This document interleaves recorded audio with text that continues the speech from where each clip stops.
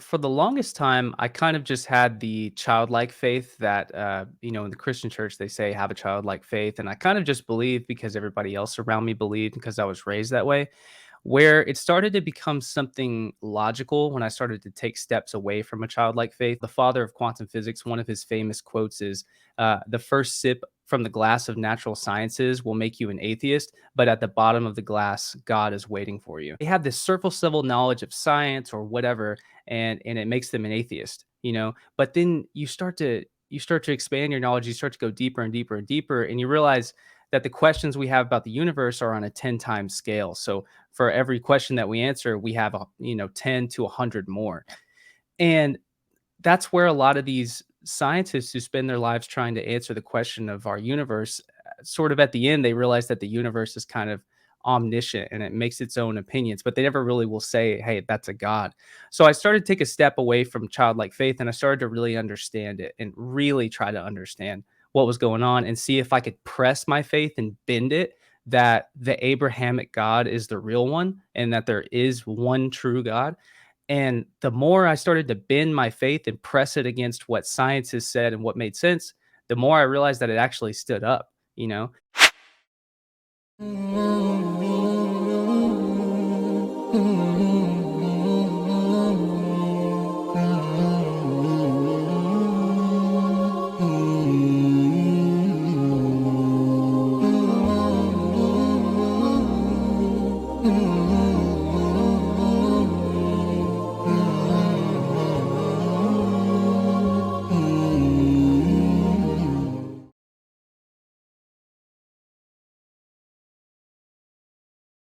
I think there's another thing too. It's the perseverance aspect too.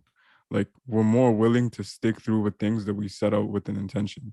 It's impossible to have empathy for others if you're not patient. So may Allah bless you for that. First off, I'm gonna agree with the fact that the whole thing you said about friends, where it's like if they're affecting you more than you're affecting them, then you should probably get some new friends.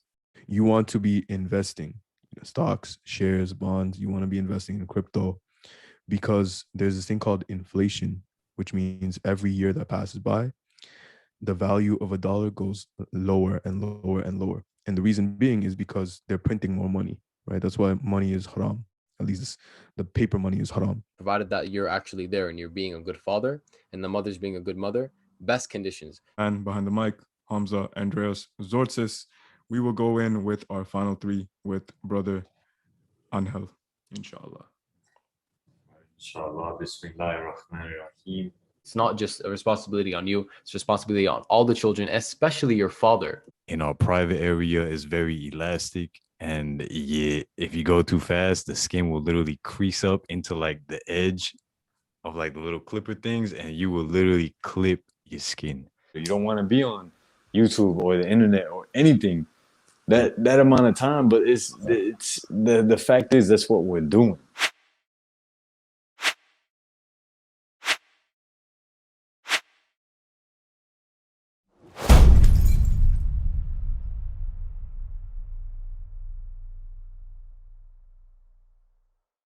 Assalamu alaikum wa rahmatullahi wa barakatuh, and welcome back to the Realist Podcast and the Dunya, the Three Muslims podcast. Today we're joined with another very special guest, Luke Caverns. How are you doing today, bro? I'm doing very well. Thank you guys for having me on. I really appreciate it. Yeah, it's honestly our honor and pleasure to have you on. For those of you who don't know, Luke Caverns is a Christian brother with his own channel. And where can they find that channel? You can just find it on YouTube. Just look up Luke Caverns. I've got it's more of my personal channel. I just kind of talk about whatever's interesting to me, and then I've got a more formal channel, which was actually what I had in mind when I started YouTube. It's called Ancient Origins with Luke Caverns, and it's basically just from the beginning to the end of our history. And then once I kind of cover it, I'll go into more particular things. But it's basically just I believe, and a lot of other people believe, that our ancient past is pretty cloudy and that we've been lied to about a lot of things to protect people with power and people that can manipulate everybody in the world. And so I kind of just break that down and I try to do it very neutrally.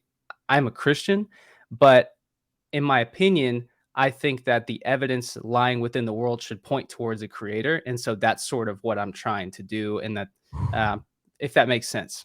Yeah. So that's what my two channels about: Luke Caverns and then Ancient Origins with Luke Caverns. Wow. Man, That's powerful. that's amazing, bro. That's amazing. Rami, do you have any questions? Because I have one on my mind. Take it, bro. Go ahead.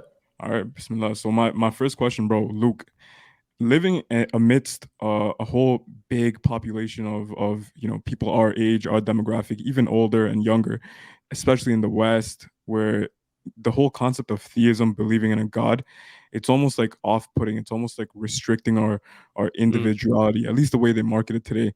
And you see atheism is just rampant. It is a belief to an extent. So this whole belief of atheism, it is very, very rampant today. Mm. What makes you believe in God? You say that everything points to a creator. So you can let us know anything, not let us know things you don't want to talk about, obviously, but just go into that, bro. What makes you believe in a creator? Right. Well, for the longest time, I kind of just had the childlike faith that, in the Christian church, they say have a childlike faith. And I kind of just believed because everybody else around me believed because I was raised that way. Where it started to become something logical when I started to take steps away from a childlike faith. And I tried to, on my last video, I talk about how the father of quantum physics, one of his famous quotes is, the first sip from the glass of natural sciences will make you an atheist, but at the bottom of the glass, God is waiting for you. And it's these people who they they have this surface level knowledge of science or whatever, and it makes them an atheist.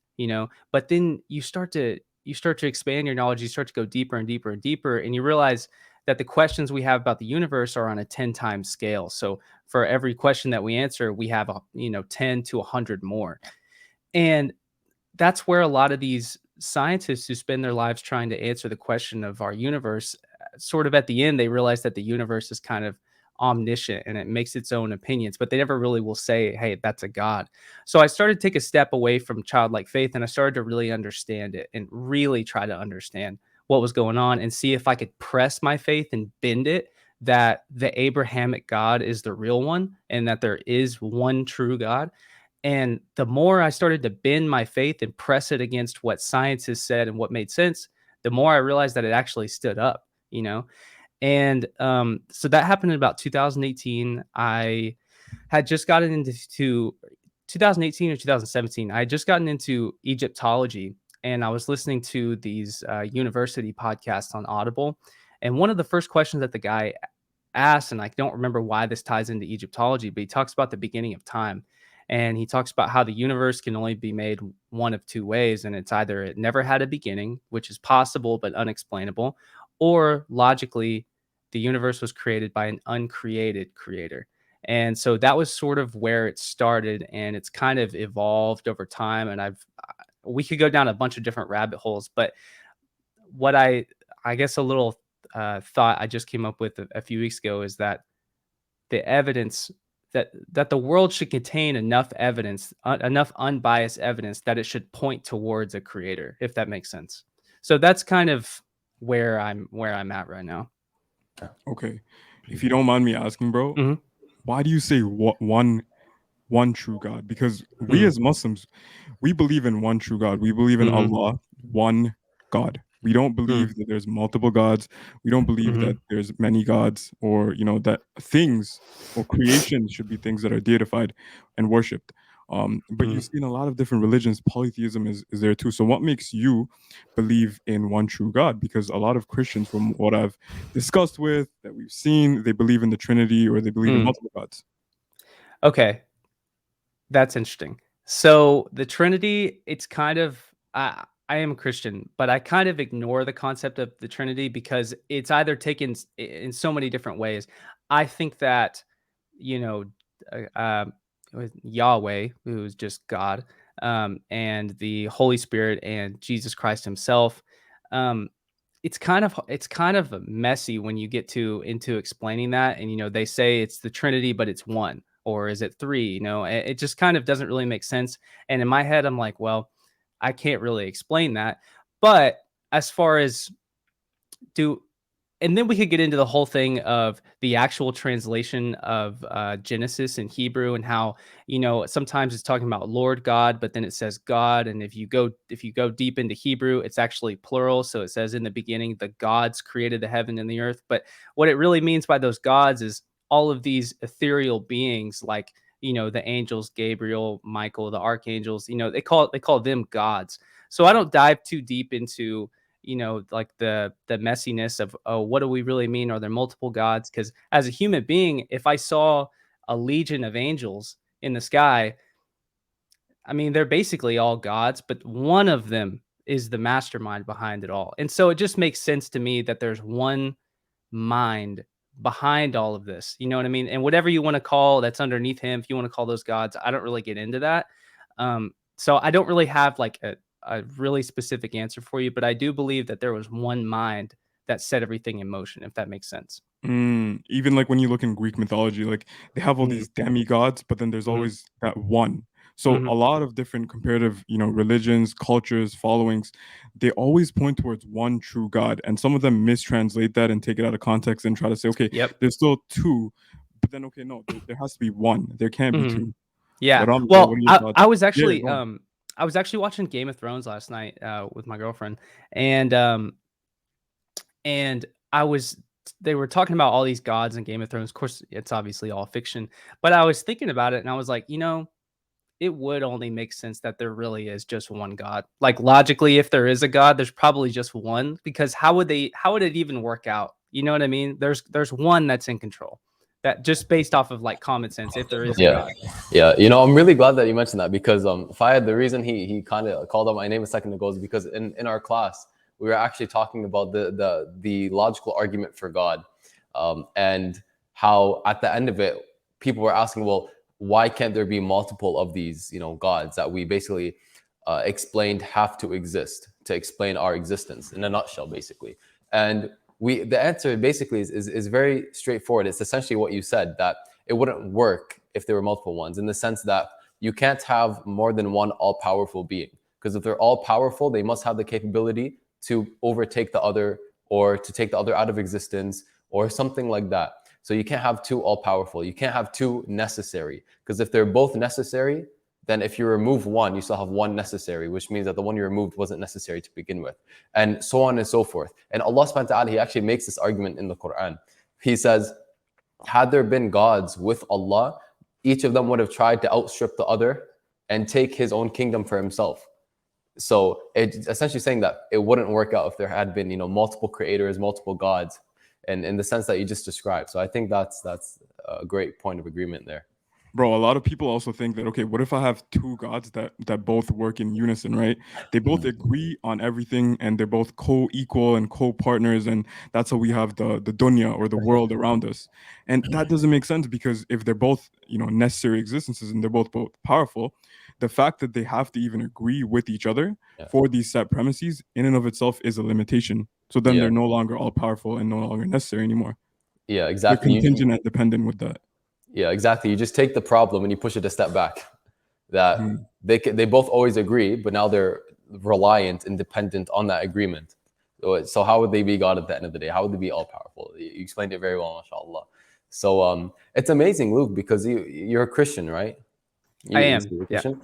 Are you a Unitarian Christian? Would you ascribe to any denomination? Because you seem to be, I would say, I don't want to call you heretical, but that's, I think, how many Christians would look at your views. Oh, yes. Yeah, yeah, yeah. Oh man, I don't get scoffed at by anybody more than I do other Christians, for trying to talk to them about what I believe in. Because I try to explain to them, I'm like, you guys, you think you know God, and people on this earth, they think they understand God. You don't. You don't. He's so much bigger than like an old man with a white beard sitting on a cloud. I mean, he is the mind that exists on this planet. He exists on the dark side of Mars. He exists outside of our solar system. He exists outside of our universe. You don't understand him, And so, yeah, it's just, I have so many views that we could get into, and when you start to, and I'm sure it's this way with the Quran as well, you have to pick how you're going to go about your faith, because are you going to just kind of believe the Bible's metaphorical? Because if you do, okay, that makes sense. Like some of it's metaphorical in the Old Testament, or are you going to take it all literally, which a lot of Christians take it 100% literally. And then if you do, well, then I can say, oh, okay, well, let's start pressing your faith a little bit. And you start asking you start asking particulars, you start asking about, oh, well, how are Adam and Eve, or were they really the only two people on the earth at the time? Were they really? Because just a couple of books later, it says that a brother and a sister can't lay with each other because it's an abomination. But that's what he intended for the children. And it's also biologically doesn't make sense. You can't populate the entire earth from two specimens of any, Mm. and you start asking these questions and you start really getting into it. And a lot of Christians don't like that. And so that's kind of where I've been over the last several years. But I'd say as far as where I am religiously, what I could categorize myself is there's like orthodox. I would probably say I'm unorthodox, which doesn't really exist. I probably wouldn't find anybody that would actually agree with me on all of my religious views, but I'm unorthodox is what I would say. How about this? How about this? You're a real monotheist. You Mm, believe in one God. mm, You, I feel like, do you genuinely feel like where you are in life, you fully belong in Christianity, or is it because you were like born into it and you kind of feel like you're very familiar with it, and that's why you choose to like, okay, cool, I'm still Christian? Because it seems like if what you're saying, it's like you don't really agree with mm, the mainstream beliefs of Christianity and the whole Trinity and all that, but you mhm, do believe in this more orthodox but unorthodox way of just mhm. monotheism. Where do you belong? Yeah, I don't think I just don't belong to anybody but the creator. You know what I mean? Like I just don't agree with anybody. I mean, about the basic stuff I do, you know, um, but I just find very few people who agree with anything that I'm talking about. Yeah, I just don't feel like I belong in any sort of box. You know what I mean? I don't fit in a church, if that makes sense. Yeah, so I want Rami to take over, and we had this brother by the name of Blogging Theology. His name is Paul Williams, and Mm, he said that he used to be Christian, by the way, before he was he's Muslim, and mm, he saw that in Christianity, it's mainly a religion about Jesus, mm, not the religion of Jesus, mm. peace be upon him. And a lot of people don't understand that when they hear that, because they're like, "What do you mean Christianity is a religion about Jesus? Isn't it of Jesus?" But it's like everything that Rami's gonna go into, now hopefully he goes into, it's not really what it makes it out to be. Mm. Before, just sorry.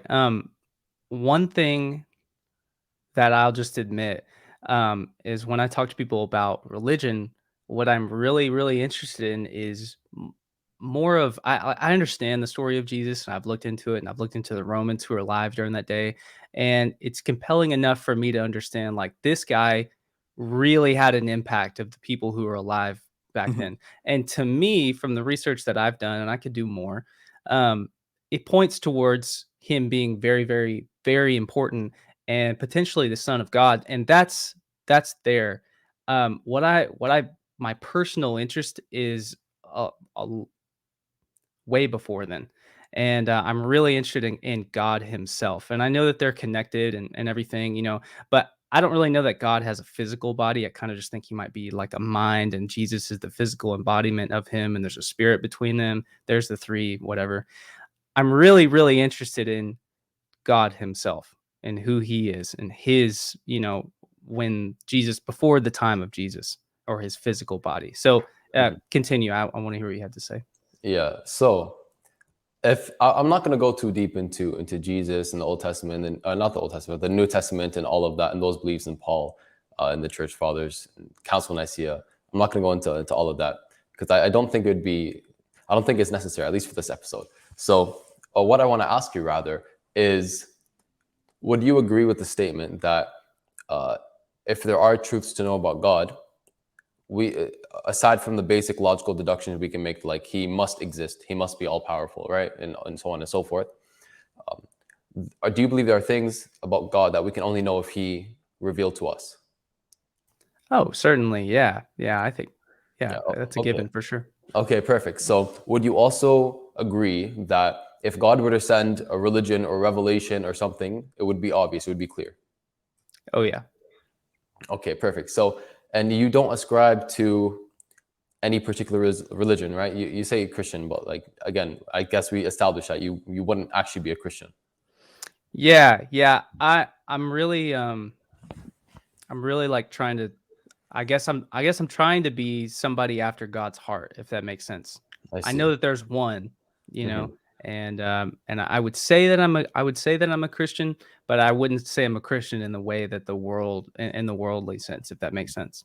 Okay, okay, yeah. That's great. That's great. And I want to say this now. Eventually, I want to get to the topic of Adam and Eve and all of that, because you mentioned it briefly when my Mm. camera just died for some reason. It's not even on a battery, but it somehow still died.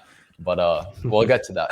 But what I want to introduce to you now is the concept of Islam, because me and Fayyad, we came from a place where we were born into Islam, like we're Muslims, but we were never really practicing. And what really got us to practice Islam were certain, personal moments in our lives individually, but overall everything, it was the logical and rational proof and evidence that pointed towards Islam being true, and the Prophet Muhammad, peace be upon him, being a true prophet of God.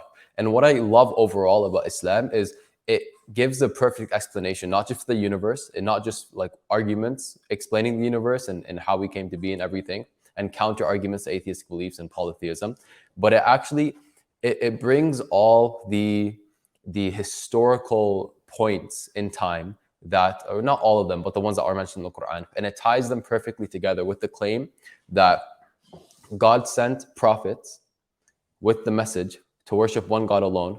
And you can see this from Adam, peace be upon him, to Noah, to Abraham, to Isaac and Ismail, to Moses, and the children of Israel, David, Solomon, Jesus, and the Prophet Muhammad, peace be upon him. But the difference is, because there are different religions and everything, we claim that these religions were sent from God initially with the belief that you worship one God alone.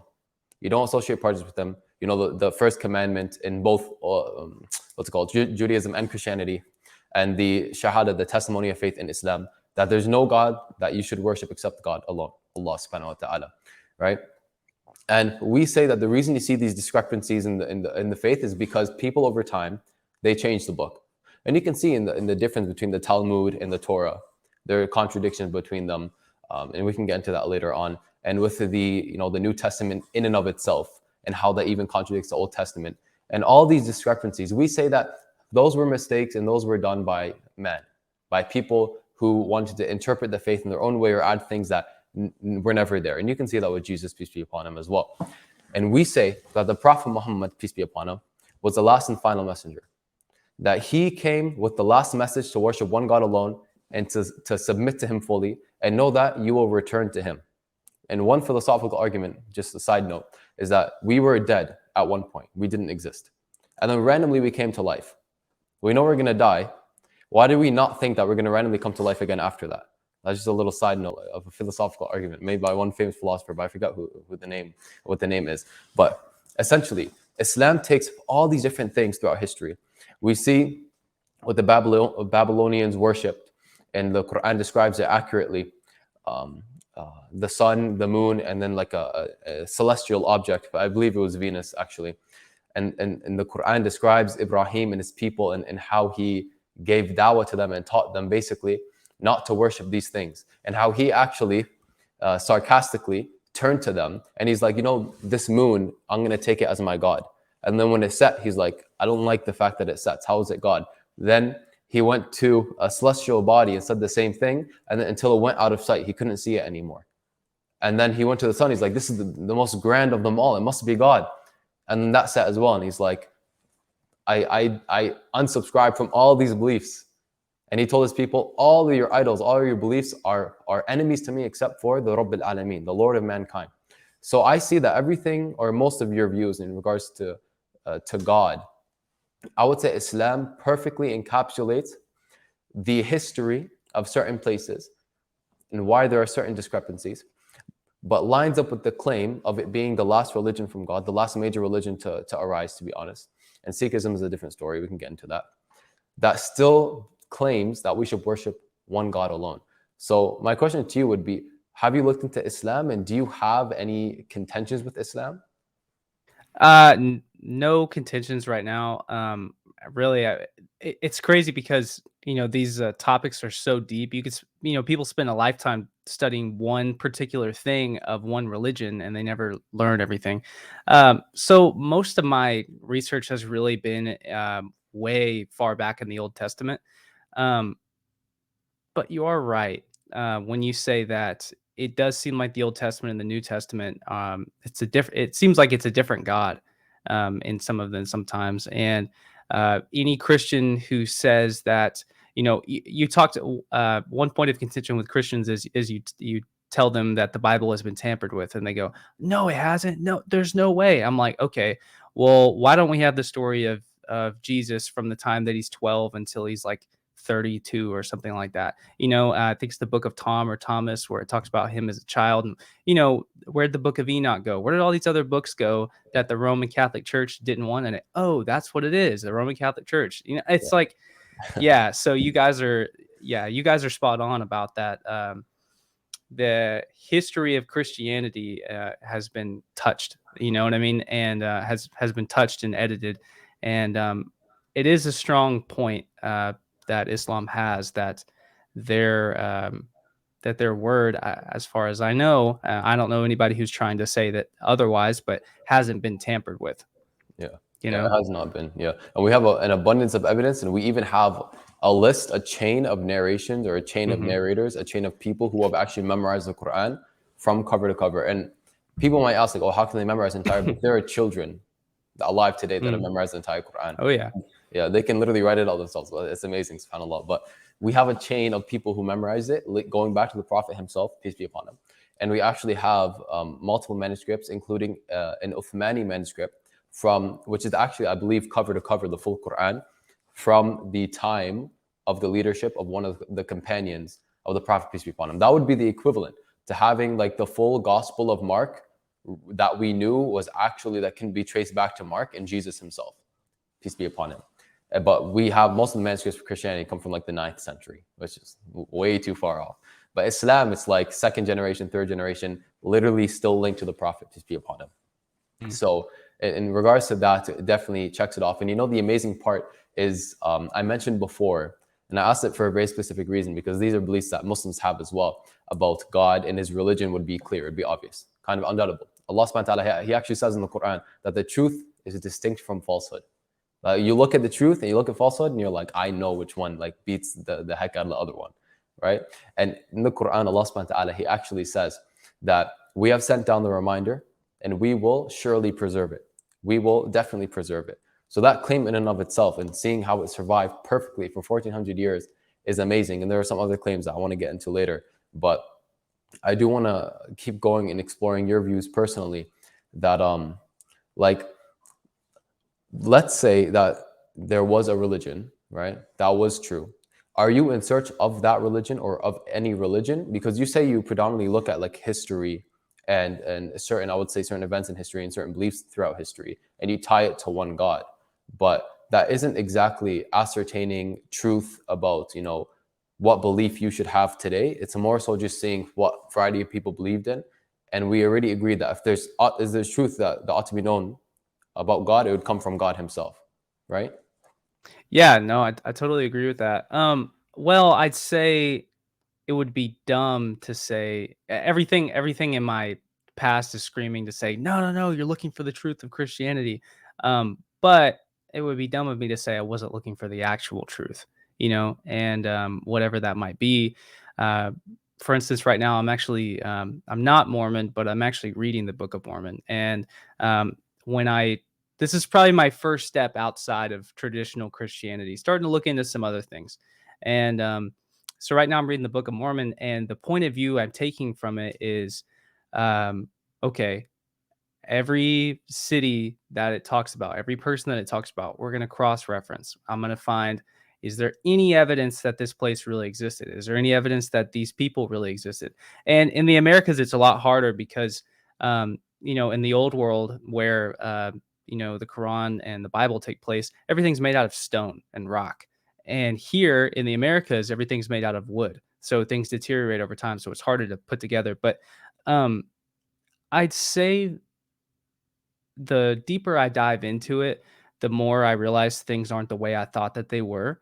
And I would just say, I'm just looking for the actual truth. You know what I mean? It doesn't make me question Jesus yet. I haven't gotten there. I haven't gotten to a point where I'm starting to question the story of Jesus. I'm pretty convicted. Um, and this isn't me trying to come on y'all's podcast and say anything about Jesus or whatever. But I'm pretty convicted of the experiences of the Roman people at the time, and in particular the centurion and what he had to say about his interactions with Jesus and the guy that stabbed him, and the water bled on him, and he became and it fixed his blindness, and then he became a saint and everything. I find it all pretty convincing, but just to answer your question, yeah, I'm looking for the actual truth. I'm not trying to be biased at all. And so when I discover things and thoroughly research them that counter the views that I've had, I'm not like a traditional academic who's going to fight tooth and nail for everything to fit with my perceived views. You know what I mean? Yeah, yeah, and honestly, that's something I really do appreciate, because a lot of people, including Muslims, they're very biased. They're very kind of strict in their own view, and they're not willing to go outside their comfort zone and look for truth, outside. And it's funny because in Islam we have a concept of iman, and people usually translate it as faith, but it's not faith. It's actually conviction and a fact that has basis and evidence in reality. So for us to have iman as Muslims, it basically has to be iman as Muslims. It basically has to be proven to us that Islam is the truth. So for Muslims to kind of take that bias role is actually really unfortunate. But again, I really do appreciate what you said. And this is the tricky part, because you can have aspects of a religion or aspects of something that is true without the whole thing being true. So just because you find a few things, or I found a few things in a particular religion that may be proven to be false, right, logically or ontologically or empirically, whatever, doesn't mean that everything in the religion is actually false. I think that's the most difficult part about looking throughout history, because you don't know what's actually accurate, because the job of historian is to see what most likely happened, but there's never a 100% certainty unless it's like recorded on footage or something like that. So you have that difficulty. You have the difficulty of piecing everything together and seeing what actually happened, what's actually true, and you don't know if what you're reading is accurate, if it's fabricated, or which parts of it are. So I think that is a huge stepping stone for a lot of people looking for the truth, especially when it comes to religion and God. I agree with Rami, bro.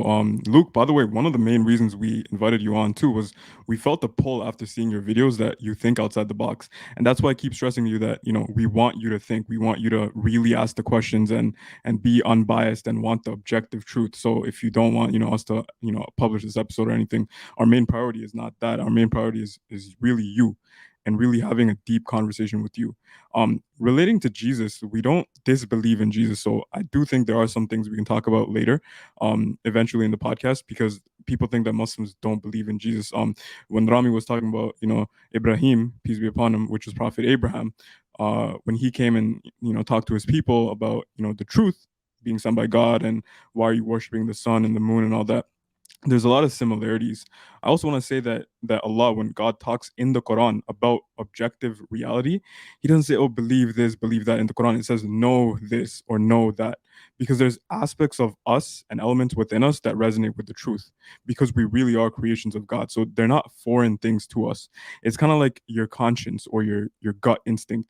In Islam, we call it the fitra, which is our innate predisposition. So when you read these things and come across these things, they don't have to be things that you have to force yourself to kind of like, okay, I believe in this, but it's kind of like a confusing thing. I want to just, I don't want to look at it too much. It's like an elephant in the room, but you almost know it. And there's like unequivocal doubt and conviction that this is true.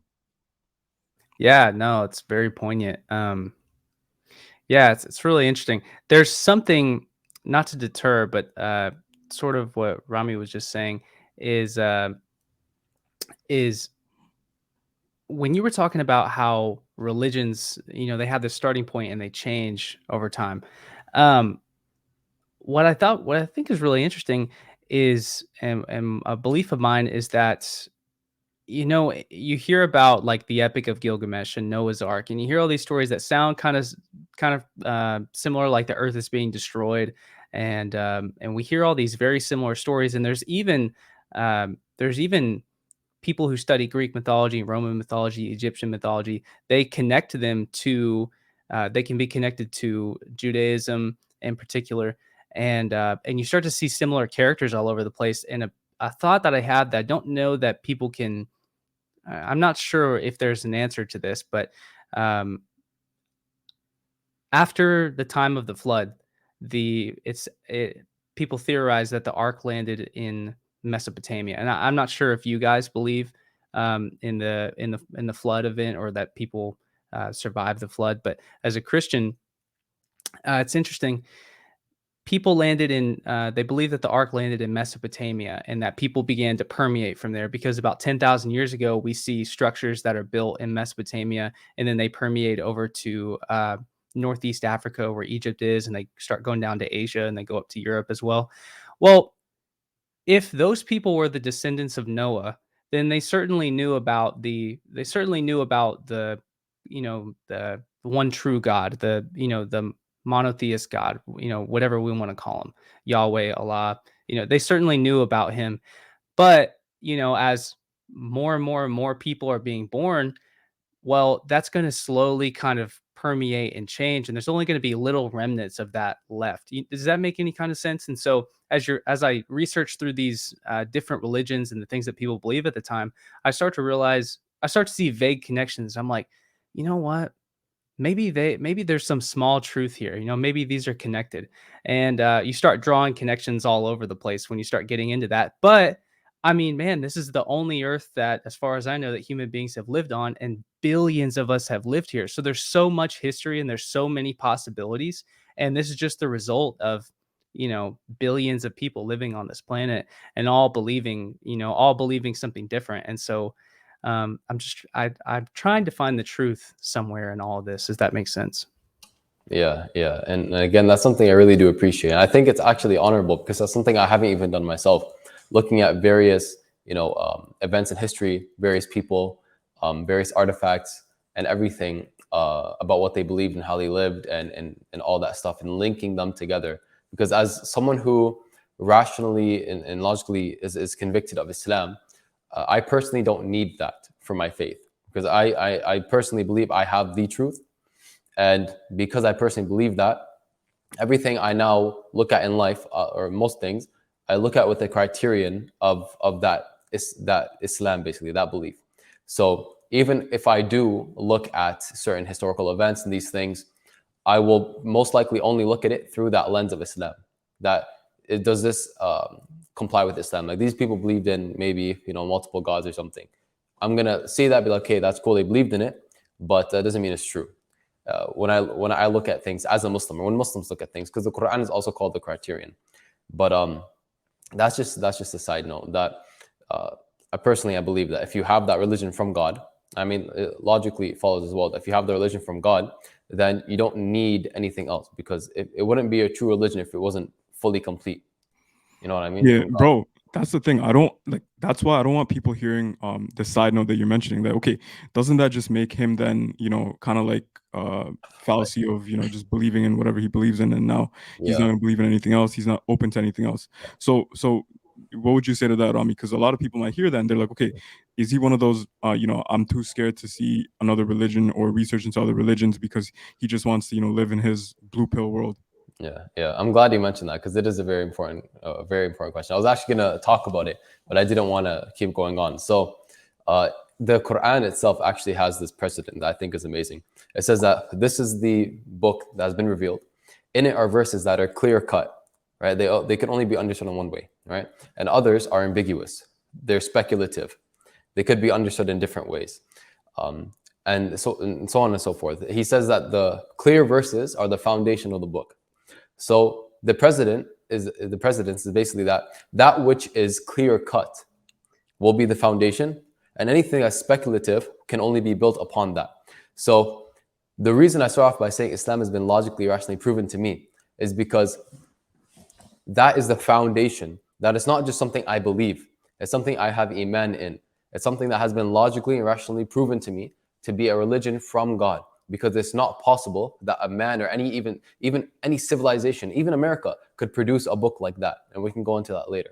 So once I have that understanding, and I know that Islam is the religion from God, that gives me the precedence to look at everything else that's doubtful. Because history is heavily doubtful, in some cases more than others. If you look at recent American history, that's more sure.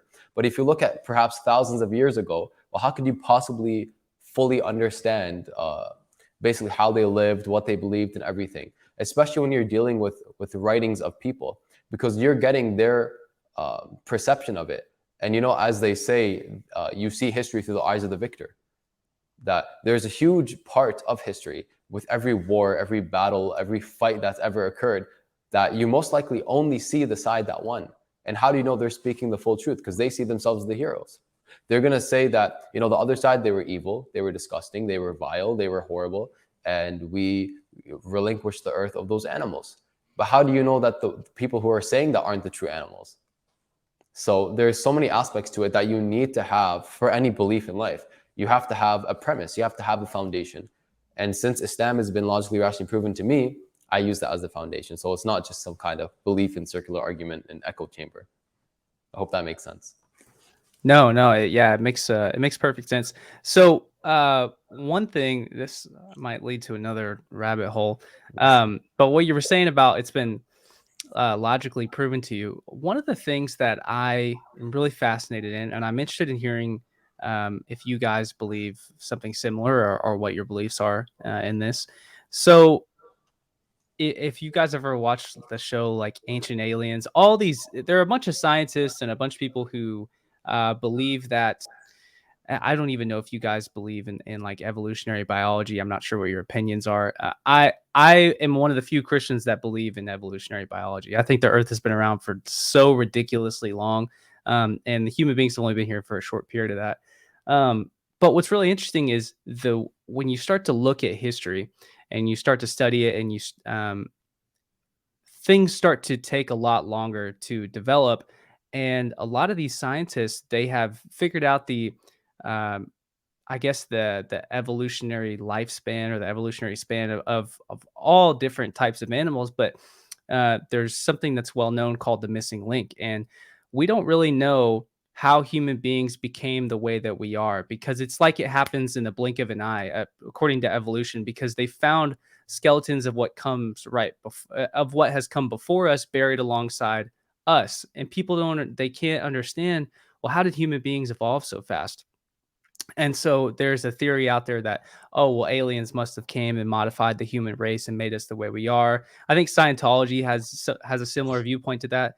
Well, Mhm. what's really interesting is when you look into Genesis, it says that at one time the sons of God saw that the daughters of men were fair and good, and took to them wives as many as they chose, and bore children to them. And you start to see everything starts to change after that point, and then you can kind of connect that to the story of Adam and Eve.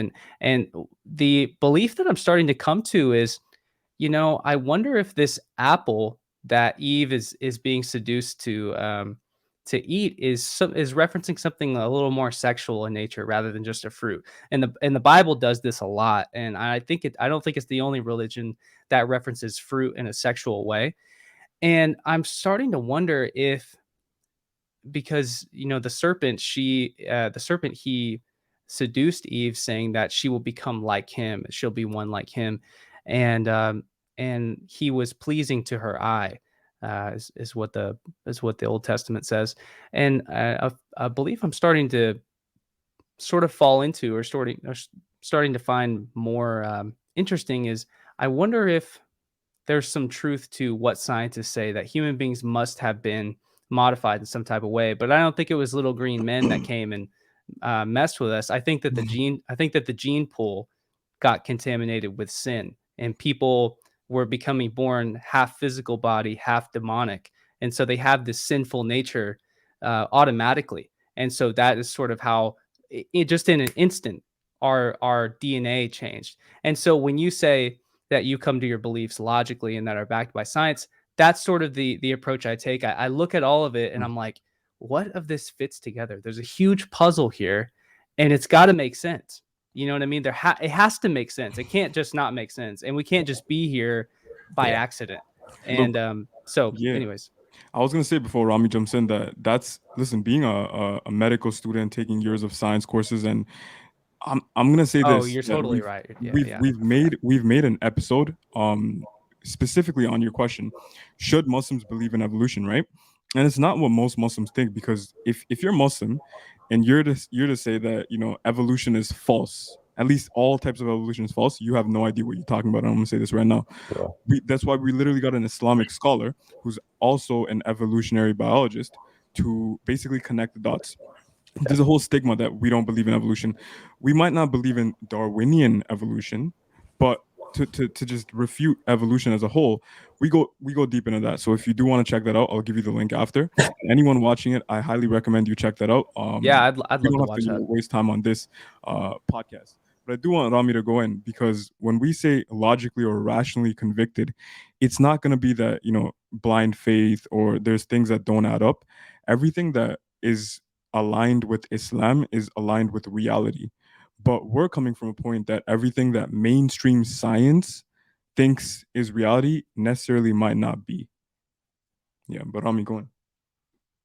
Oh, yeah. So I want to touch on a point there. So first and foremost, even Darwinian evolution as a mechanism, we don't have a problem with as Muslims. The only real contention Islam has with the idea of evolution is that we evolve from something else. And now I want to go into this a little bit. So without speaking on evolution too much, it's amazing the points you mentioned, because as you mentioned them, I'm like, this ties into Islam so perfectly. The beliefs we have in Islam so perfectly. So it's not in the sense that there were things like there's a species and then Eve had basically got with that species and then it reproduced and their genetics combined. But there are some overlapping truths, I would say. So in what's it called? In evolution, sorry, there is a period in time where a bunch of different species started popping up at one point in time. I forget what it's called, but there's a video out there with two philosophers of science and one, I think, evolutionary biologist, one scientist, and they talk about the problem of Darwinism and how it doesn't actually answer the question of how things evolved when you look at this specific point in time. Because they essentially say that the protein you need to produce a new gene, a variant gene, a mutated gene, occurs so rarely, that to have all these different species pop up in one time, it doesn't make sense.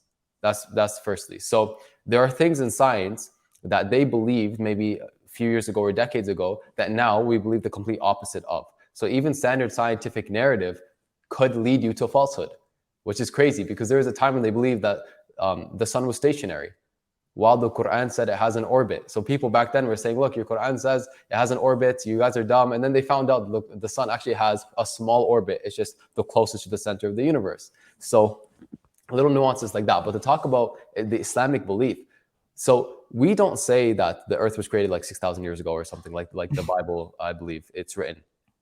We believe that Allah subhanahu wa ta'ala created the heavens, the earth, the universe, and all that at one point in time.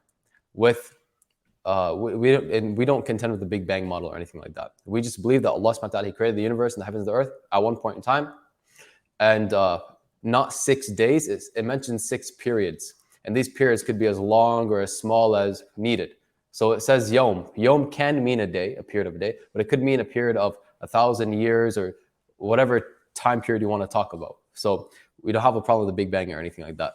So we believe that the earth already existed. It was inhabited with species and animals, and it's amazing that the Quran particularly mentions that God announced to the angels he's going to make a new creation on earth, a new Khalifa, like a new leader on earth. And the angels asked, are you going to create another creation that sheds blood and does this and that? And they describe that there has been a creation already that's similar to humans, but that weren't exactly humans. Now, the standard belief is that this is what we call the Jinn, which people would call demons or ghosts or whatever. But we believe that there's another creation Allah created before mankind called the Jinn. But in the episode, you'll hear that the Sheikh, he mentions that this actually could be alluding to animals or creatures that are similar to humans, but not actually humans, and perhaps they were animals. And then to have humans pop in at one point, which is what you mentioned science kind of essentially establishes, that they kind of popped in at one point in time, doesn't go against the idea that God created Adam and Eve at that point in time, or created humans at a particular point in time for us. Yeah, that's crazy, man. Because that's so true. A lot of people think that it's so interesting. A lot of people think that human beings came from blanking right now. Not the Neanderthals. I was about to say Nephilim. But a lot of people believe that human beings came from the Neanderthals, but we didn't. We're just related to them. They're way off in the distance. And human beings aren't really related to a lot. Not really related to much. We don't really know, but you're right. Scientists Mhm. and religious people all agree that human beings just boop, we're here. And it's Mm-mm. very strange, isn't it? Yeah. Yeah, bro. The Sheikh also mentioned that human beings share, I believe, 87% of the genes with bananas. Doesn't mean we came from bananas, right? It just Yeah. means there's similarities in the whole epigenetic structure and all that. And it also doesn't answer the whole question of that mass divergent speciation that Rami was talking about. Yeah. Yeah. And bro, there are so many problems with evolution. Like, think about the eyeball. The eyeball is only proper when it's fully functioning. How could the eyeball evolve? You're going to have holes in your head, and then there's these little gooey things, and eventually certain parts form, and then the pupil forms, and then the eyelids and the eyelashes and the eyebrows and all these things form over time. It's only fully functioning when it's all together. So to have it evolve based on natural selection, well, to have these giant gaping gooey holes in your head is not very functionable. It's not a very strong characteristic to have in the animal kingdom. So Yeah. things And like bro, that. the whole theory of natural selection as a whole goes against the law of entropy. Yeah. You're going from a whole world of chaos and disorder, and you're diverging into functionality and this systemic mechanism of function. It kind of makes no sense, bro. Yeah, and on top of that, just to kind of keep piling on the discrepancies in science, is it doesn't answer how life got on Earth, because natural selection through random mutation implies that there's already life to mutate. There's already genes to mutate, and I know they have different ideas and beliefs on how life I originated hadn't on even Earth. thought of that. Yeah. Yeah, That's crazy to think about because Mhm. golly, I can't it's before the Cambrian period, but when they say that there was nothing but, life in the sea, well, even I'm just realizing now that there always had to be life. It can't just come from nowhere. You know what I mean? And it's so obvious. It sounds so obvious, but it's just now dawning on me because I've been thinking, oh well, eventually these lizard-like creatures got out of the ocean onto land and everything. But then you keep going back further and further and further, and it's like, well, at some point it just has to bloop and be there, regardless of what you believe. Whether it's all the animals in the way that they are and human beings existed at one time, we just appeared here, or we slowly evolved over time. It had to be planted. You Yeah. know what I mean? Life had to be planted. So that's really I hadn't even thought of that. It's very interesting. Yeah, I want to recommend to you two books. One is more specific to Darwinism. It's called Darwin's Doubt by Stephen Myers, and another one is another book he wrote called Signature in the Cell, where he argues that because of the complexities we have and these like literal like little biological machines we're created with, that there basically has to be a God that designed us. So those two books are amazing, both by Stephen A. Meyer. But he references these things right at the start of the book: the problem of how life got on Earth and the problem of entropy. And he's one of the philosophers of science I mentioned that are in the video that I recommended that everyone watch, called I think it's called the Mathematical Problems with Darwinism, something like that. But yeah, so this just is, I would say, proof towards the fact that science doesn't even really aim to prove or to derive truth. It more so aims to understand how things work, and they derive theories and all that from empirical evidences, and they try and take all the evidence and link it to a theory that encompasses all the evidence. And as soon as they get more evidence, they find the theory doesn't work, they make a new one. That's why there's been so many mechanisms and understandings of evolution as a whole, because evolution is such a broad term: things evolving, things changing over time. So there's like neo-genetics, neo-Darwinism, all these different things, and perhaps the true answer is a combination of these different mechanisms, but we'll never like fully know from a scientific perspective. So I think that is phenomenal and an important point to make as well. But you mentioned before that the apple is basically like Eve being seduced and then having offspring with this other creation, right? And also aliens kind of corrupting our gene pool in a way that created human beings. That is, let's say that is a possibility. There could be, I would say, multiple other possibilities as well. all of which line up with the evidence we have. We're basically doing like scientific theories here, right? So no one can know for certain. No one can know 100% exactly what happened unless it was revealed to us from God himself, or there is some like way, some evidence that was just undeniable. So no matter where you go, it almost always leads you back to religion, I would say. Which is what I was trying to say. This is why I started my whole like not speech, but like a little lecture here, because I've been talking for a long time. I started off with saying that Islam, no matter where you look, you always find that it perfectly encapsulates I would say, the more surely known facts, the more surely known things, from Adam and Eve, peace be upon them, to like Babylon and Noah's Ark. It's amazing you mentioned that. This is what I was going to say before. We believe that it landed on a mountain called Mount Judi, and that's actually a mountain in Turkey. If you look up Mount Judi, Judi, you'll find a lot of pictures of this like crevice, this boat-shaped crevice, which I think is like, it's amazing, subhanAllah, that the Quran says it ended or landed on Mount Judi, and it's yeah, you can see a little crevice there. That's a little side note.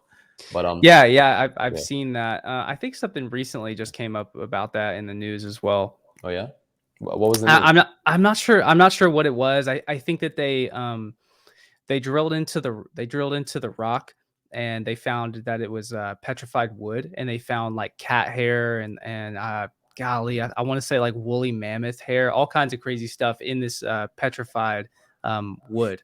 So yeah, it's pretty fascinating. Yeah. I'm not sure if I said earlier that people believe that the ark landed in Mesopotamia. I'm not saying that's exactly what I believe. I don't really. A lot of the stuff I look into it because I find it interesting, but I don't form really hard opinions on it because it changes, you know. But that's really interesting. Yeah. What's even more fascinating was the thing that Rami was talking about jinn. So this is something that's not talked about in other religions too. So I want to say clearly that in Islam we believe that there are two creations that have free will. Obviously, angels don't have free will, right? But they're still a creation of Allah. We have jinn and human beings, right?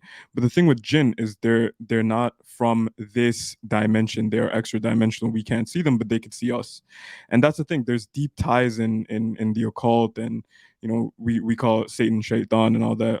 We believe Satan was a jinn, by the way. So in other religions, Satan was among the angels, so he was thought to be of the angels. But we know Satan to be a jinn, who's just one of the best jinn, and he was raised in rank, but not raised among the angels, but to be among the angels, not because he's from them, if that makes sense. Furthermore, jinn have deep ties in the music industry. So we're actually going to make an episode soon that's going to drop showing how music itself, there's like, it literally takes like the pentagram and puts it in like sonics and sound production. That's a whole other rabbit hole that we're not going to get into. But if you do want to go into that, you can check that out. But again, in Islam, music is haram or impermissible. So Muslims, we shouldn't listen to music, especially musical instruments, so to speak. But when you look at other religions, there's not many, I guess, specificities around music. Yeah. I also want to say that I'm saying this because I know in a video you mentioned that when you talked about Stairway to Heaven, it's almost like the artist was like, he just lifted the pen and he just started writing after he felt possessed. And we believe that to also be linked to jinn. So jinn are what possesses us, right? So they possess us. They need to be exorcised, just like normal exorcisms you see in Christianity and all that, except, you know, we call it ruqya, which is exorcism. There's also scientific studies that show that people that have a lot of mental illnesses, like depersonalization, panic disorder, schizo, and all this, once they do ruqya and they get the exorcism done, they actually subside from a lot of these symptoms. So I'm not saying X equals Y, but I'm saying there's definitely a correlation between mental health or mental dysfunction and jinn possession. Wow, that is really fascinating. Yeah, I'll have to look into that because you see it in music. It's so prevalent that people have these alter egos, and they say that it's like this spirit that comes into their body and guides what they do. And even Jim Morrison, he was a guy who was well known for being possessed. He would come out and talk about it, that he would possess himself with demons, and that's really, yeah, it's very fascinating. It's called Jinn. Yeah, Jinn. So whenever you hear Jinn. demons, spirits, these are all jinn, right? So in Islam, we have jinn, and there's very clear verses and you know, in the surahs in the Quran, in the chapters in the Quran, speaking about jinn, it's not something that we shy away from whatsoever. Matter of fact, we have daily, recitations where we pray to Allah for protection against jinn, and all that they're associated with, like evil eye, black magic, Mm. witchcraft, and all that, because they do exist. Specific stories like Prophet Solomon, peace be upon him, using jinn, and there's no shying away from reality, whether it be anecdotal experiences or things that are scientifically proven. So I do think that jinn should be something that you do some research on. Yeah, I definitely will. So, sorry, this is just a Christian question, but do you guys believe that Allah created the jinn to be his antithesis? To be against him. Is that what they are? So we believe that Allah, that God subhanahu wa ta'ala, glory be to him, created both man and jinn kind, so the mankind, jinn kind, in a way where they have free will and where they're being tested in this life. And God specifically says in the Quran that he did not create mankind or jinn kind except to worship him. So jinn is not in any way the opposite, opposition, antithesis, or anything of God. They're a creation of God. They are subordinate to God. They are dependent upon God. And they are only here to worship him the same way we are only here to worship him. In Islam, we don't have any antithesis to God at all. Everything else that exists other than God is basically just subordinate to him. And as one person said, this is not an Islamic claim, but I guess you can understand it this way, that God is literal, everything else is metaphorical. Because without God, like nothing else exists, ontologically and theologically and otherwise. Yeah, I totally agree with that. Yeah. All right. We're coming up on an hour, unfortunately, bro. I don't want it to end. Yeah, I feel like I was watching the time and I was like, we've just barely scratched the surface of things that we could talk about. I could talk to you guys for the next 8 hours, easy. Yeah. Listen, we definitely will do this again, but before we do wrap it Sure. up, do you have any more questions or anything that's still on your mind that's fresh? Because we don't want it to be something that you forget or something that's left and unaddressed. Hmm. Well, it would lead us down another rabbit hole. I'm really interested in y'all's opinion of well, not opinion, but what you believe as far as the time of the flood. Because if we talk in the future, I definitely want to speak about that.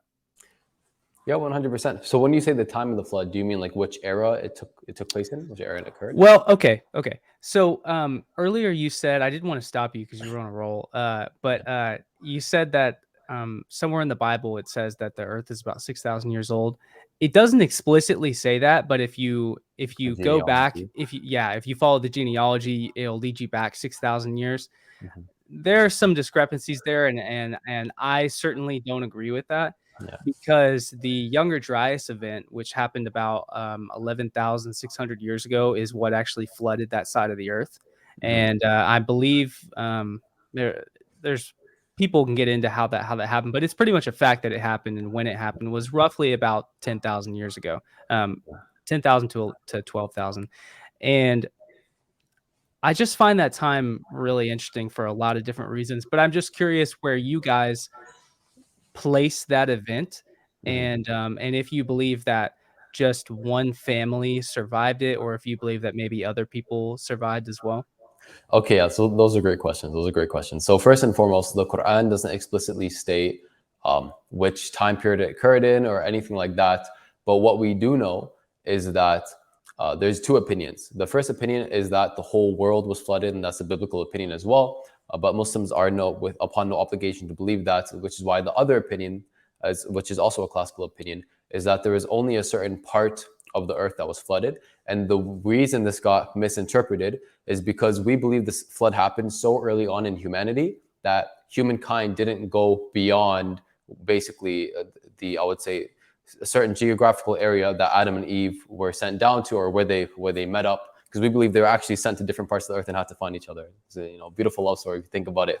But that where they met and then where the offspring were basically came about, we call Noah the second father of mankind, because that flood, we believe, or one opinion is that only took place in one part, and that basically all the disbelievers on the face of the earth were wiped out except for Noah and a few. He had a handful of followers, and then all the offspring actually came from his descendants after that. But again, we don't put a certain time period. So there was a big flood in the, I would say, in that part of the earth, the eastern part of the earth, perhaps 10,000 years ago. That's what you said, right? 10,000.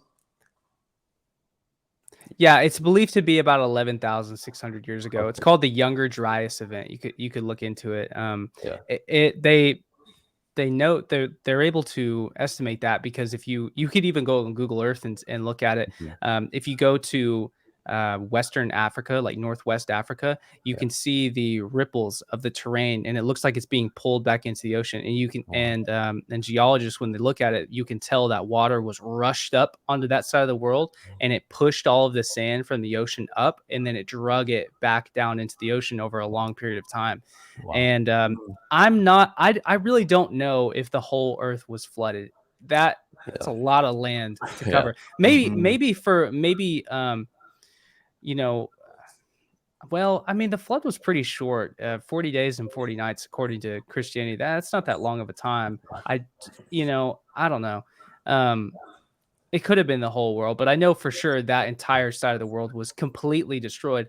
And I'm actually of the belief that humanity, this is sort of the whole purpose behind my YouTube channel. And I'm just now sort of thinking of the right way to say this in this podcast, is I believe that God had to destroy mankind at the time because they were so advanced and the things that they were doing were so horrendous that it all needed to be destroyed. So I think that there were likely millions of people on the earth, and I think that their knowledge in some things far surpasses what we know today. And I think it was so wicked and so advanced that God had to destroy it. And I'm actually there are other people who agree with this, that the Great Pyramids and that a lot of other structures, that they were around before the time of the flood, and they had some kind of energy purpose, whether that's like electricity or whatnot.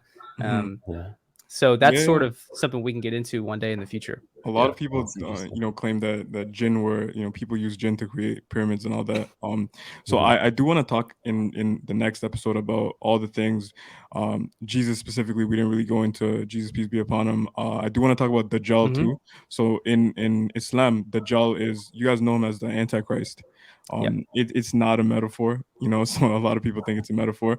Dajjal is coming, just like, Isa alayhi salam, Jesus, peace be upon him, will return too.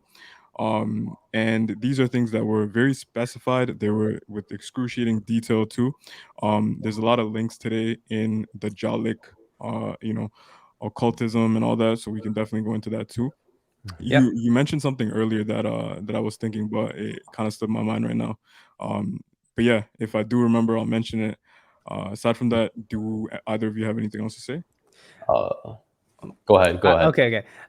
So before I forget, so what do you guys believe? I actually believe when you follow the Bible, the first time that you actually hear of a tool being mentioned or something that was created by blacksmithing is when Adam and Eve are cast out of the Garden of Eden. There is a flaming sword that's put in front of the Garden of Eden, and up until then, you never hear about technology or blacksmithing. But then you learn that there's already swords existing before people have created them. And then that sort of ties into, and I thought that you said it was interesting that a lot of people speculate that maybe human beings used the Jinn, or that the Jinn may have taught people how to build things.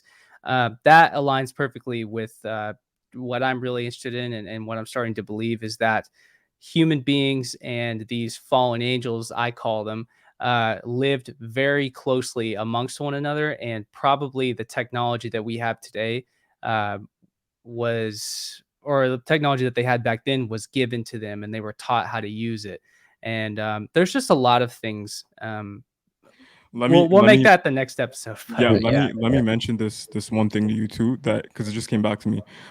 So we were speaking with another brother, Ahmed Khan. He has his own podcast, and we were talking about I believe it was the physicist that came out with the perfect equation needed to allow satellites to finally break out of the stratosphere. I forgot who it was. I believe it was Jack Parsons or something like that. And in a dream, he's been trying to crack the code for a long time, but he couldn't. And he finally had a dream where it basically dawned upon him the numbers that he needed. And definitely we can check this up later. And he spoke to the entity that gave him that number that finally helped him with that revolution. And he was like, "Who are you?" And he said, "By name, I am Dajjal." Dajjal in Islam, 1400 years ago, us being told that this is going to be the Antichrist that comes. This was specified. This was well documented. This is something NASA and everyone, it's there, but they don't really talk too much about it. And I believe that there's something happened like shortly after this discovery in his house. His house just got caught up in a house fire. That's crazy. No way. I have Yeah. to look into that. That's my first time hearing it too, to be honest. I'm gonna make a video on that. Go for it, bro. I'll send you whatever resources I can find. Okay. But the man, Jack Parsons, I believe it was, I don't know if he was an astronaut or an astrophysicist, basically the man that came out with the specific equation that was necessary for all space technology, rockets, and everything. This one thing by name was mentioned by him to come from Dajjal. Wow, that's that's crazy. And you hear that a lot in people who take DMT and ayahuasca, and Oh, he they was on that, bro. He was on all of that too. Oh, was he really?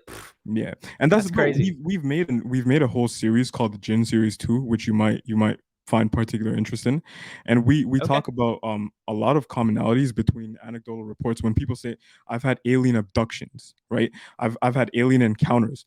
Other people say I've seen DMT entities, right?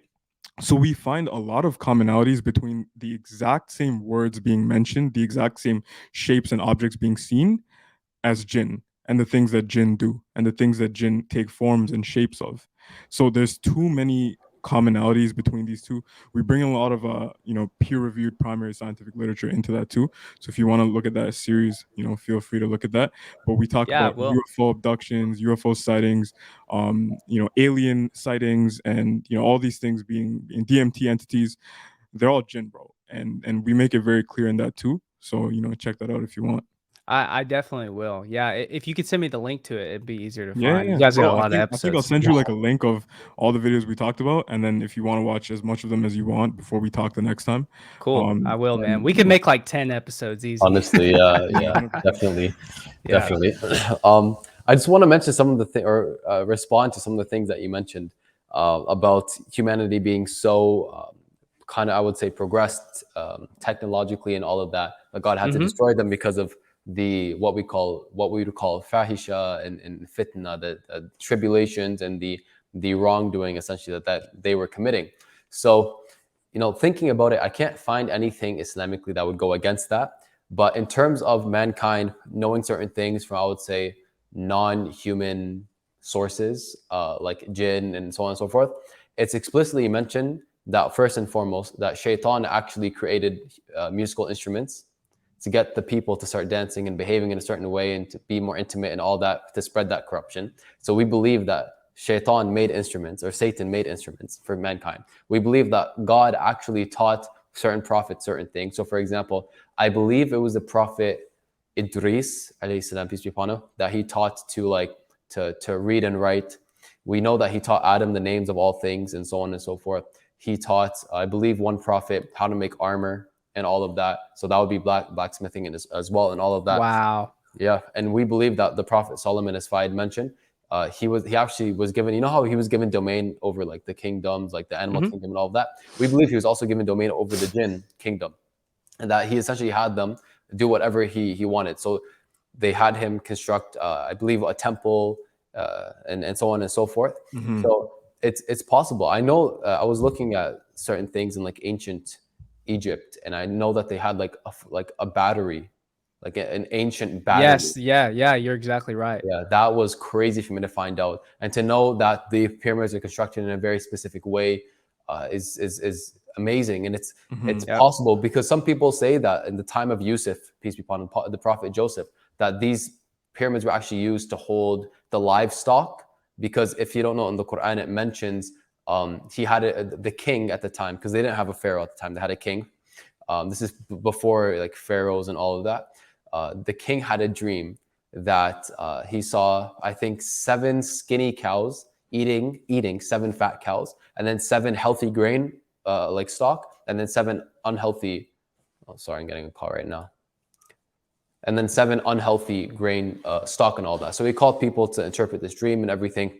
And then at that point in time, Joseph was actually locked in prison for something he didn't do. It was the whole story. It's actually called, the chapter is called Joseph, if you want to listen to the recitation and read the translation and all that. But it says that the king, the person who poured the wine for the king, he had his dream interpreted by Joseph when the one who poured the wine was also in prison. And he remembered Joseph at that time. He's like, I know someone who can interpret your dream for you, because he was a prophet of God. He was given that kind of wisdom. So he went to the king and he interpreted the dream saying, you're going to have 7 years of amazing provision of basically stocking up on livelihood and food and grain and all that stuff. And then you're going to have 7 years of drought. So you need to save basically a portion from the first 7 years for the next 7 years. And then it was said that, it's one opinion that these pyramids and certain structures were actually built to hold the livestock for the 7 years that Joseph was alive and the king and all of that. So it's very possible that these were constructed in, a supernatural way, I would say. Yeah, well, regardless of what anybody thinks that they know, nobody knows what the purpose of them was. And in school, this is the most mind-blowing thing. When I talk to people and they think that the mainstream narrative, like, it could possibly be a lie, I'll just ask them. I'll say, I'll go, what do you think the pyramids were built for? And they'll go, oh, well, they were a tomb for the pharaoh. And I'll go, there's never been a body found in a pyramid ever. And then they're what? What I was taught in school was wrong. Yeah, it was wrong. No. Nobody has any idea. That's Nobody even knows. Yeah, well, nobody except God, right? That's why in Islam we have Yeah, we have exactly. this saying, Allahu Alam, which means Allah knows best. Yeah. It's not ignorance or us saying, oh, we don't want to know, but it's like we could think we know, but at the end, only Allah knows best, and Allah knows everything, right? There's also other things, and bro, studying psychiatry right now is one of my courses. We're studying about patients that have multiple personality disorder or split personality disorder, right? And basically, like, when you look at this, they feel possessed by one alter. That's what they call it, right? It's basically when they feel like, it takes over. And then another day they have another alter, right? So that's what multiple personality disorder is. And it fully aligns with Islam, because we believe in multi-jinn possessions as well. Multiple jinn can take over and possess you at the same time.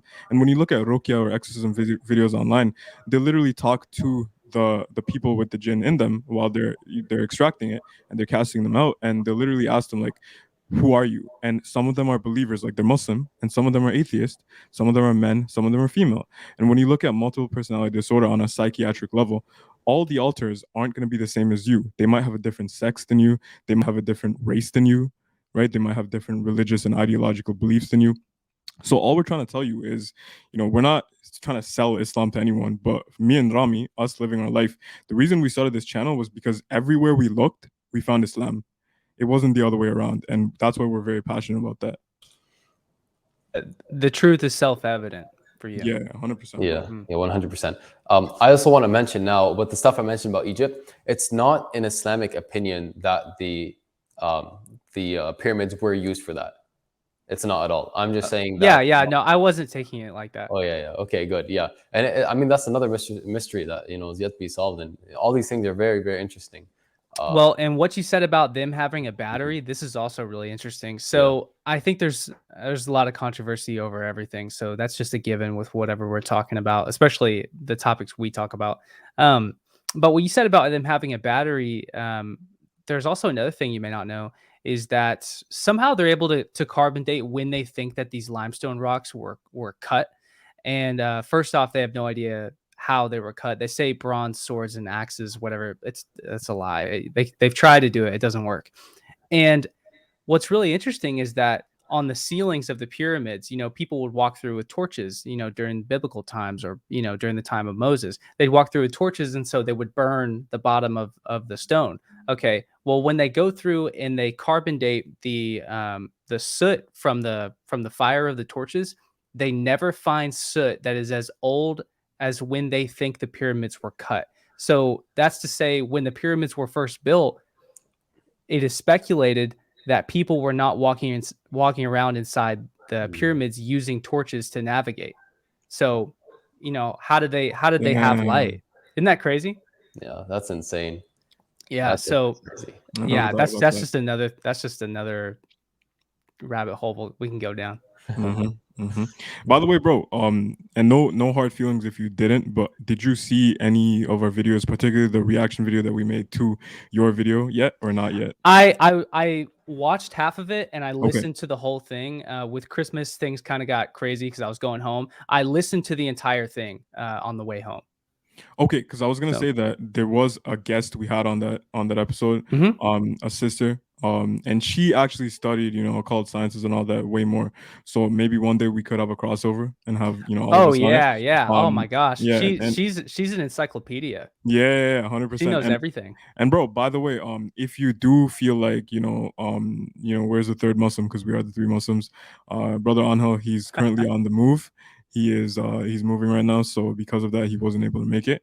But I think this is approaching the end of this episode. I learned so much stuff, bro, and it was great to see exactly where you are with your thinking and how you got here, and us sharing our experiences too. And Yeah, just seeing well, how I, much I we have really in common, appreciate bro. you guys putting me out. Or I'm sorry to cut you off. I really appreciate you guys bringing me on here and reaching out to me and everything. It's really, really flattering. And y'all are both very nice, really easy to talk to.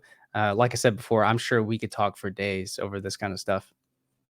Yeah, for sure, for sure. And the honor is all ours. We do Yeah, appreciate the 100%. videos that you make. So it was honestly our pleasure to have you on. So thank you for coming on. Well, I hope we all keep growing and this thing just compounds and compounds, and I wish nothing but success for you guys. Perfect, bro. Thank you. So we thank you for that. And for all of our viewers that want to get more of your content, more of your work, where can they find you, bro? So it's just Luke Caverns on everything. If you look up Luke Caverns, you'll be able to find me.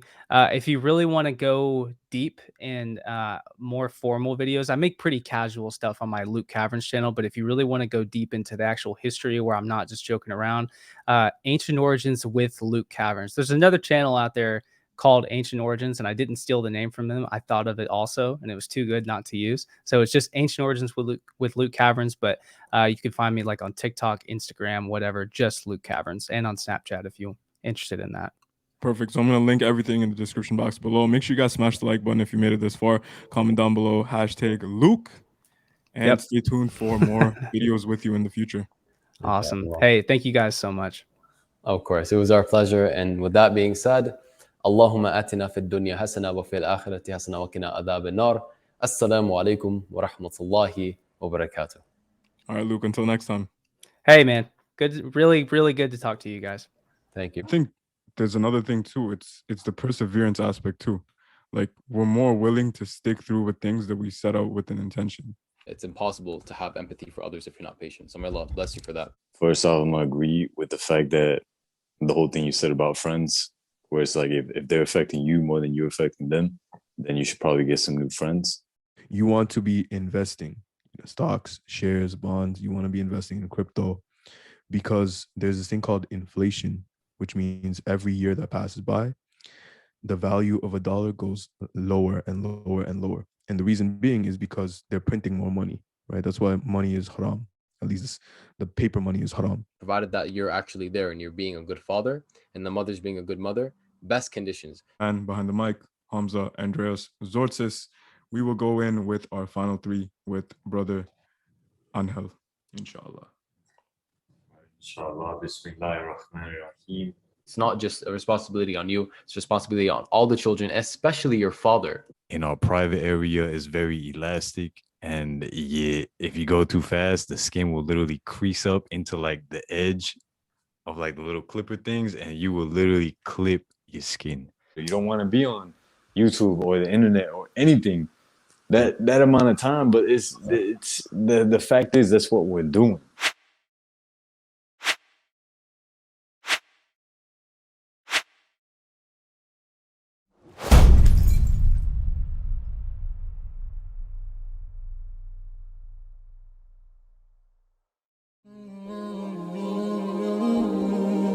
Mm-hmm.